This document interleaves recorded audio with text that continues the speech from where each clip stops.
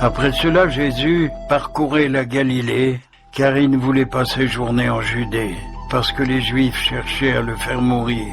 Or, la fête des Juifs, la fête des tabernacles, était proche. Et ses frères lui dirent: « Pars d'ici, va en Judée, afin que tes disciples voient eux aussi les œuvres que tu fais. » Personne n'agit en secret lorsqu'il désire être connu. Si tu fais ces choses, montre-toi toi-même au monde. Car ses frères non plus ne croyaient pas en lui. Jésus leur dit: « Mon temps n'est pas encore venu, mais votre temps est toujours là. Le monde ne peut vous haïr.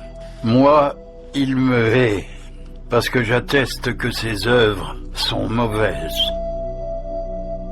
Montez-vous à cette fête. Pour moi, je n'y vais pas, parce que mon temps n'est pas encore arrivé. » Après leur avoir dit cela, il demeura en Galilée. Lorsque ses frères furent montés à la fête, il y monta aussi lui-même. Non pas publiquement, mais comme en cachette. Les Juifs le cherchaient pendant la fête, et ils disaient: « Où est-il » Il y avait dans la foule une grande rumeur à son sujet. Les uns disaient: « C'est un homme de bien ». Les autres: « Non, il égare la multitude ».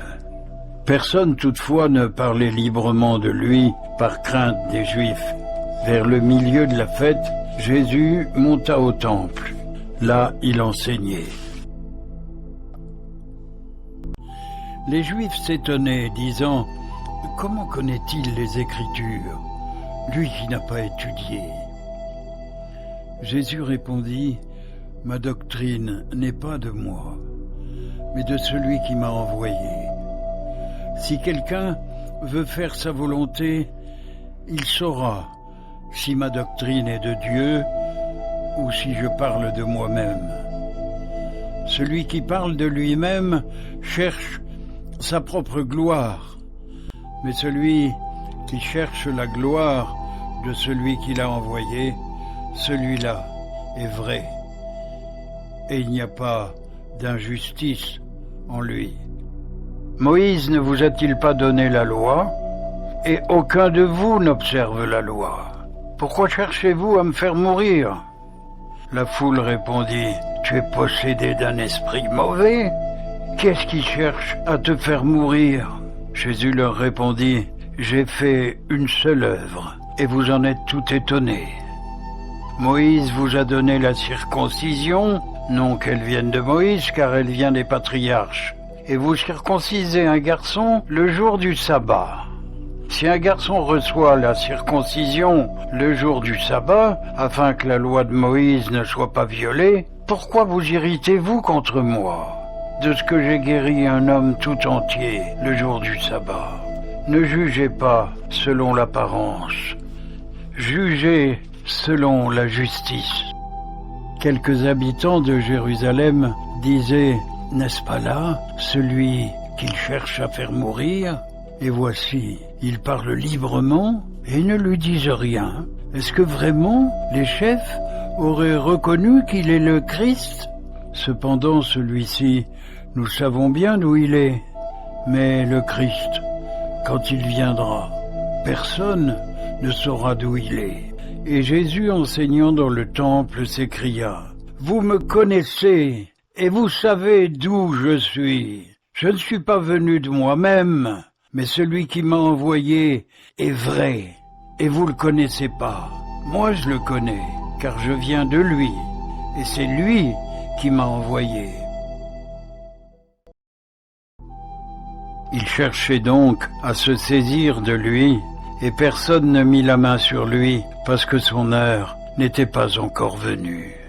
Plusieurs parmi la foule crurent en lui, et ils disaient: « Le Christ, quand il viendra, fera-t-il plus de miracles que n'en fait celui-ci » Les pharisiens entendirent la foule murmurant de lui toutes ces choses. Alors les principaux sacrificateurs et les pharisiens envoyèrent des huissiers pour le saisir. Jésus dit: « Je suis encore avec vous pour un peu de temps, puis je m'en vais vers celui qui m'a envoyé. Vous me chercherez et vous ne me trouverez pas, et vous ne pouvez pas venir où je serai. » Sur quoi les Juifs dirent entre eux, « Où ira-t-il? Que nous ne le trouvions pas. Ira-t-il parmi ceux qui sont dispersés chez les Grecs? Enseignera-t-il les Grecs? » Que signifie cette parole qu'il a dite? « Vous me chercherez et vous ne me trouverez pas, et vous ne pouvez pas venir où je serai. » Le dernier jour, le grand jour de la fête, Jésus, se tenant debout, s'écria, « Si quelqu'un a soif, qu'il vienne à moi et qu'il boive. Celui qui croit en moi, des fleuves d'eau vive couleront de son cœur, comme dit l'Écriture. » Il dit cela de l'Esprit que devaient recevoir ceux qui croiraient en lui. Car l'Esprit n'était pas encore là, parce que Jésus n'avait pas encore été glorifié. Des gens de la foule ayant entendu ces paroles disaient « Celui-ci, c'est vraiment le prophète. » D'autres disaient « C'est le Christ. » Et d'autres disaient « Est-ce bien de la Galilée que doit venir le Christ ? L'Écriture ne dit-elle pas que c'est de la postérité de David et du village de Bethléem, où était David, que le Christ doit venir ?» Il y eut donc, à cause de lui, division parmi la foule. Quelques-uns d'entre eux voulaient le saisir, mais personne ne mit la main sur lui. Ainsi les huissiers retournèrent vers les principaux sacrificateurs et les pharisiens. Et ceux-ci leur dirent « Mais pourquoi vous ne l'avez pas amené ?» Les huissiers répondirent « Jamais homme n'a parlé comme cet homme. » Les pharisiens leur répliquèrent « Est-ce que vous aussi, vous avez été séduits? Y a-t-il quelqu'un des chefs ou des pharisiens qui ait cru en lui? Mais cette foule qui ne connaît pas la loi, ce sont des maudits. » Nicodème, qui était venu de nuit vers Jésus et qui était l'un d'entre eux, leur dit « Notre loi condamne-t-elle un homme avant qu'on l'entende et qu'on sache ce qu'il a fait ?» Ils lui répondirent « Es-tu galiléen, toi aussi? Examine, tu verras que de la Galilée, il ne sort pas de prophète. » Et chacun s'en retourna dans sa maison.